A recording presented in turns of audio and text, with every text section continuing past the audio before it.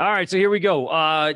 Yesterday, what we did is we looked at a bunch of tone and the images I put up on the server. Now go wash your hands. The images that I put up on the server, not the server, the Google Classroom, as well as all the tones, gave you some good insight onto, how tones combine together to create new sound and how that relationship both can change or exacerbate a signal. We're going to do more of that today, talking with the relationship called phase. There are two types of phases. There's in phase and out of phase. And these kind of represent what happens during a complex waveform, or what happens in a recording studio when you have reflections reflecting back on direct sound, when you have sound being absorbed and losing some of its energy, when you have speakers in a room, when you have stereo microphones recording something. Phase is a big deal because it always has to do with two or more waveforms coming together to form something. Now, what we're going to do, and I'm just going to unsolo this guy, is we're going to just play this tone again, and you can hear nothing until I actually play it. So there's our, I believe, 440 kilohertz sine wave. And you can see, again, it is continuous, it is repetitive. It has the same wavelength throughout, the same amplitude throughout. We listened to that a bunch yesterday. Today, we're going to add it to itself. So we're going to take that signal and add it right back to itself. I'm going to go mute on the speakers here, not mute on the recording. And what's going to happen is we're going to listen to it in its pure form so it doesn't interfere with anything that's coming through this mic. Because right now, you can also hear my mic. As I play it back, I'm still in there. So it is definitely affecting that recording. So I'm going to take off my mic really quick like this. And now you're going to hear just pure tone. All right. So now what we're going to do is we're going to double up and add it to itself. And here's what that sounds like. So give me again, adjectives to describe what you just heard. What happened? All right, so here it is again with one signal. Okay, and here it is with both signals. What happens? The volume increased. Do we know how much it increased? A lot. A lot is a good number. Let's look at the master VU meter. That's this guy right here. This tells us what happens when each signal goes through the master track. Now we only have one. So here's one. We reached negative 6.2. Negative 6.2 was our master track volume output. Now let's add our second track in. Let's see what our master track volume output is this time. Negative 0.2. How many decibels did we increase? 6 decibels. Very good. Thank you. Now, what does that mean? Based upon what we learned yesterday, what does that mean? It inevitably doubled in volume and amplitude. We said yesterday 3 decibels is a perceptual doubling. But when you add it to itself in the software, 6 decibels will be the actual doubling. The mathematical VU meter algorithm doubling. So you guys physically can see that now. Did it almost sound like it's doubled? No, it actually sounded more than doubled. Perceptually, it's hard to imagine what an actual doubling would be. But yes, in the end, this is a doubling of sound inside the computer because we're doubling up. We have 2 of the exact same sine waves playing at the exact same time. They have the exact same start time. They have the exact same frequency. They have the exact same amplitude. When we add these 2 together, when they are in phase, we get a doubling of the signal. Are we good so far? Let's screw that up. Let's change all of that. And let's use what we learned last week in regards to the cycle of a wave and its degrees to make those changes. I'm going to position my cursor here right at the start of a cycle. All right, that's basically right at the start of a cycle. So let's take a look at the cycles again, or the cycle in degrees. This is 0 at the starting line. When you reach the top, you're at 90. When you hit the center line again, you're at 180. Down below, 270. And when we return to start the next cycle, we're at 360 or 0. So we're going to start shifting off the second sine wave by degrees. The first shift we're going to do is going to be 90 degrees. So we'll shift the bottom one 90 degrees off.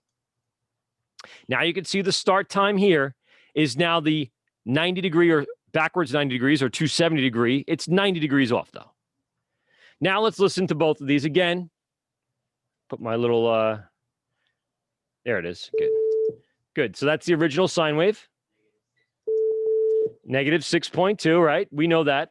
Good. Now let's bring in the second one. Now, what happened last time when we brought in the second sine wave? It doubled. Do we think it's going to double this time? No. Why?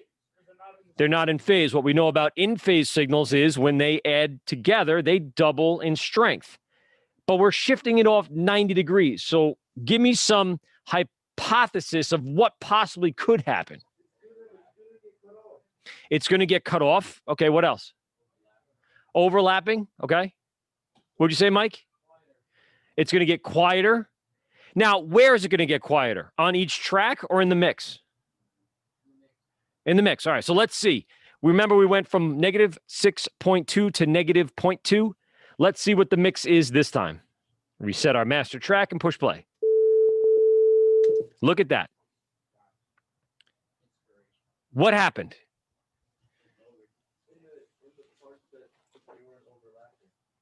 Well, let's not get too technical yet. Let's just say very basically what happened here. We went from negative 6.2 to what?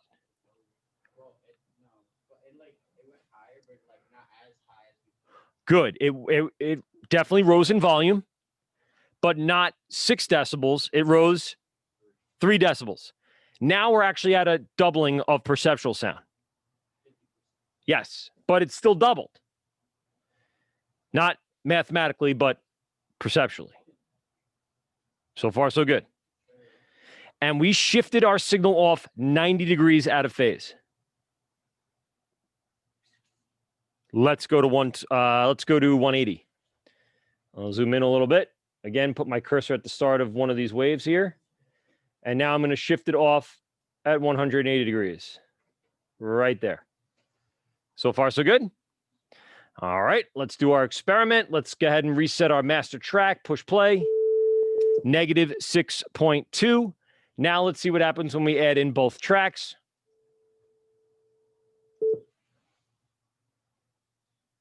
What happened? Well, that's because I stopped it. It went from like negative 6 point, now it's at negative 2.8. Well, that's because of that final beep at the end. Where am I at? Where am I at? Where is the total volume right now? Well, look at the master track. It's negative 49.2.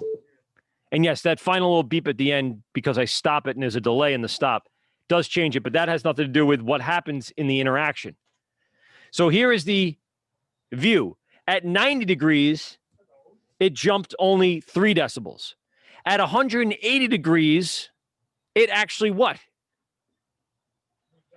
Close to complete cancellation of sound. Now, if you have 2 microphones picking up one signal, you have 2 microphones recording one sound, and by some chance they are off by 180 degrees, you're going to get no pickup. If you have 2 speakers and they're positioned in a room in front of the engineer, where one speaker hits the engineer at 180 degrees off axis from the other one, or off degrees or off phase from the other one, the engineer is perceiving sound all wrong. That's not good.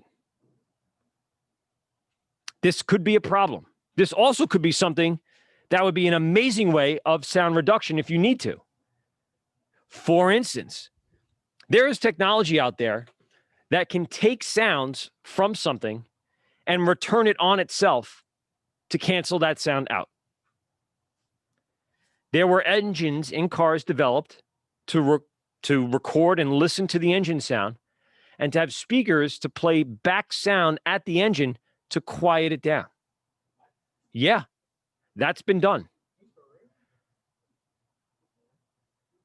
There are certain elements in acoustics where you're going to have monitoring microphones and monitoring speakers to help get rid of sound, as opposed to make it increase in a venue, in a recording studio, in a theater. They use this technique to reduce sound in certain areas. You're fighting sound with sound. Simply by switching up the phase at 180 degrees, you can almost completely cancel out a signal. It's cool. So how do we fight this? Let's say we have two sounds that are out of phase at 180 degrees like we do now. Some people would say, well, just move it, right? Just move it so it's in phase, or at least 90 degrees so it's not doubled. But that's not necessarily what needs to get done here. There are some things on equipment, and you'll see it sometimes on the Zoom stuff that you get, the racks in the booth. There are some interfaces like the Scarlett lineup that have this button. It is the phase button. It is a single button that will turn something in your stereo recording out of phase. And it usually looks like this. It's a button on a machine. It looks like a zero with a line through it. It looks like a zero with a line through it. I don't think it's on the Zoom as a button. No, it's not. It definitely is probably in the software, though, where you can pull it off phase with the stereo mics. Not on top, but at the bottom. No, it's a phase button. A zero with a line through it. And it's your way of switching 180 degrees. So if you have a stereo microphone pair, and for some reason you can't get it in phase or closer to in phase at 90 or 270, this button will flip one of them, one of the channels, so they're not completely 180 degrees out of phase with each other and canceling out. I usually just say, just flip the phase. Now, there's other stuff in the software, too, that can do that. There is phase plugins, which is very simple, or some of them are extremely complex, where you can flip phase of certain frequencies. It can get very detailed. But simply for us at this level, hitting the phase button is the easiest way to do it. If you look at the rack units over there by the bathroom, a lot of those devices have the phase flip on it, especially the stereo devices, the devices that have two channels instead of one. I believe even the Neve Pre has the flip phase button on it. The Neve Pre has the flip phase button on it. And I guess if you're using in a stereo pair, if you have two Neve Pre's, because it's a single channel, you're going to flip one of them.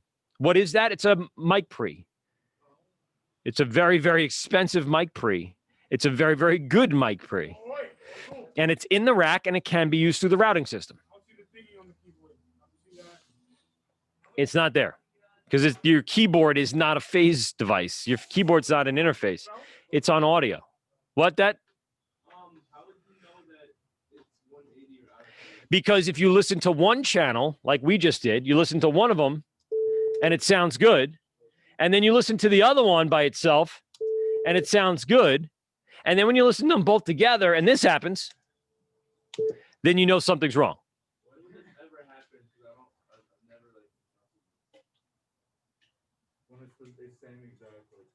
When you're recording the same thing, possibly with two mics, and one mic's 180 degrees out of phase.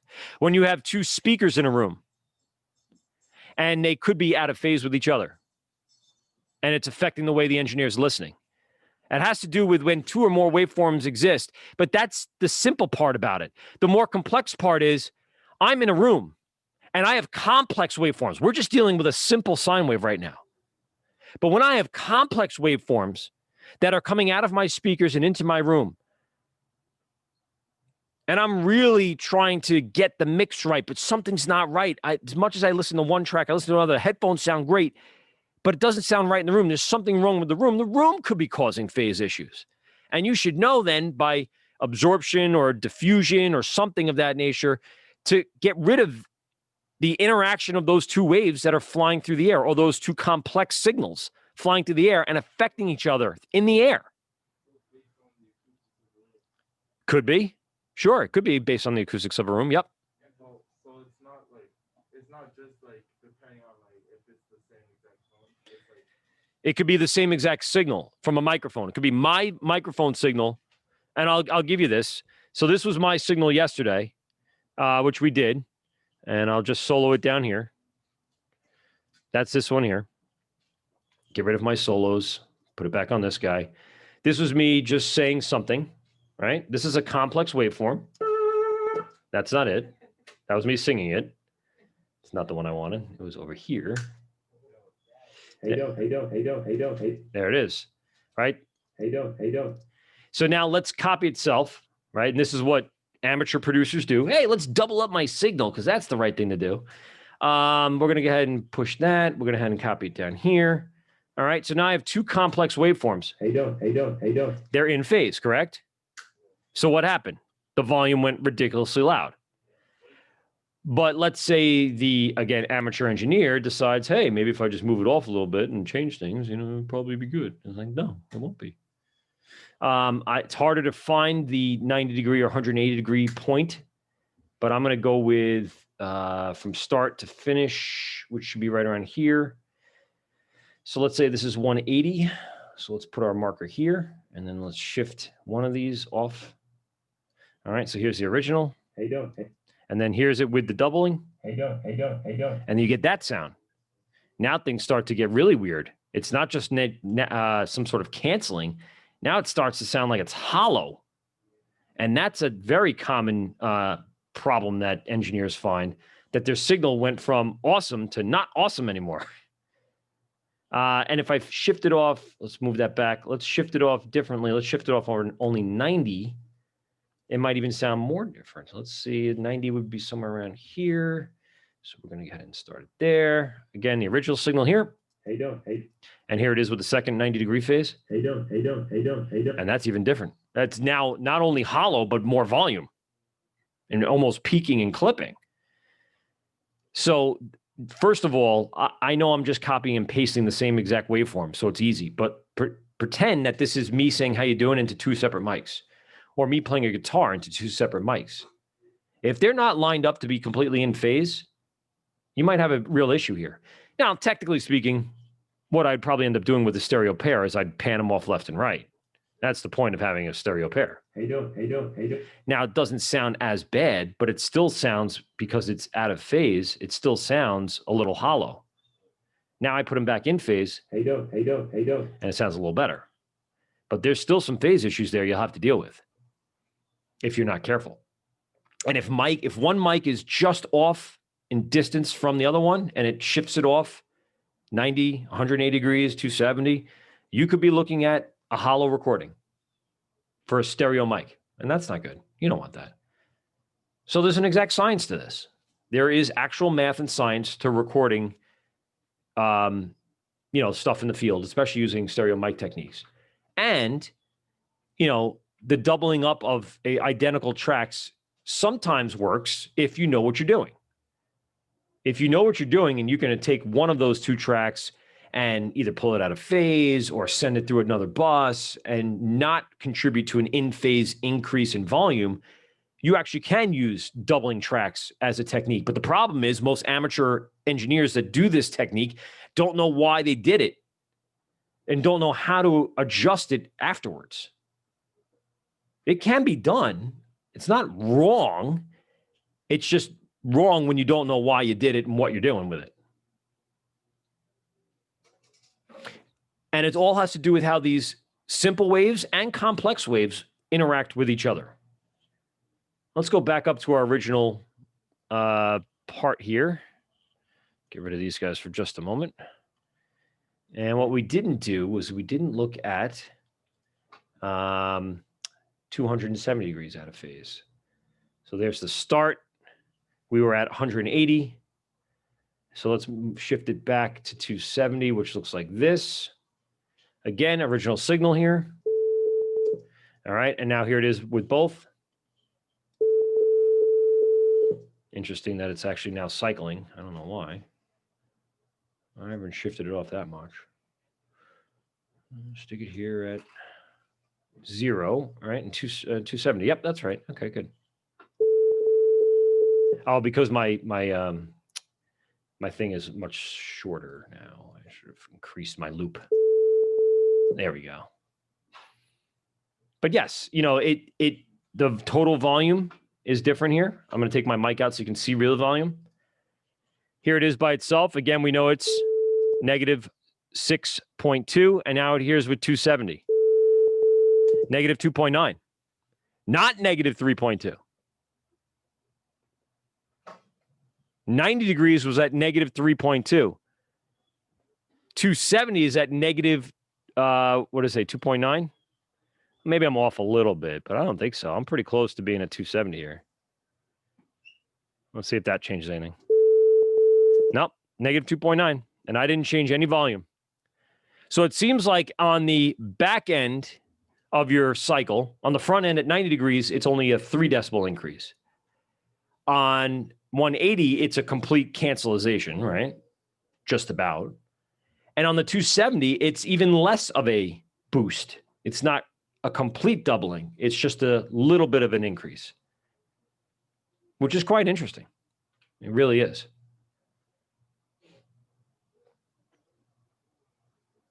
Anybody have any questions so far?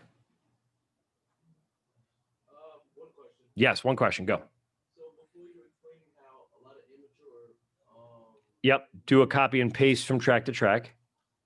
so what scenarios would you do copy and paste? Well, I said it depends on what you're doing. You know, people like to overdub voices over each other, and that's fine and good.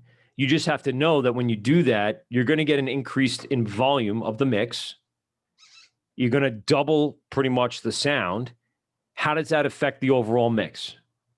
Now, if you're going to do something different with that second doubled track, you're going to send it through some effects, or you're going to use it as a wet only track, meaning all effects on it. Then there's things you have to worry about as well, because even reverbed versions of the waveform or delayed versions could have an effect when it mixes with the original and sends things out of phase. And and everything can be different. The whole signal chain now is different. So you have to really know what phase is in order to understand how you can and cannot use some of these techniques that are out there. And then if something happens, how do you fix it? Don't just go backwards and say, screw it, I'm not going to do it. Don't do that. Make a knowledgeable decision on how you're going to create that vision that's in your head inside the software. Go ahead, Dan. Not technically, because compression has everything to do with volume, not necessarily with frequency, wavelength, or cycling or anything like that. So it won't change anything for time, which means it won't shift it back degrees. Well, the original signal, as we know, the first track here is -3, whatever it is, right? I'm sorry, -6.2. I know I'm on it, so let me tell you.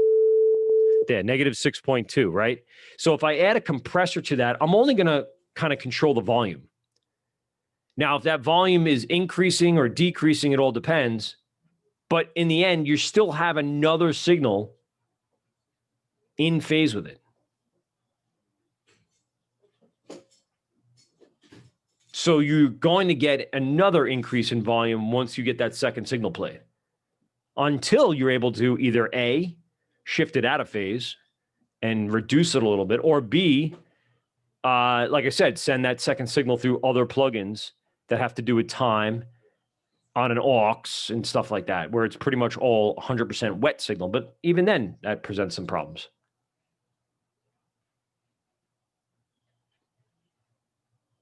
What else?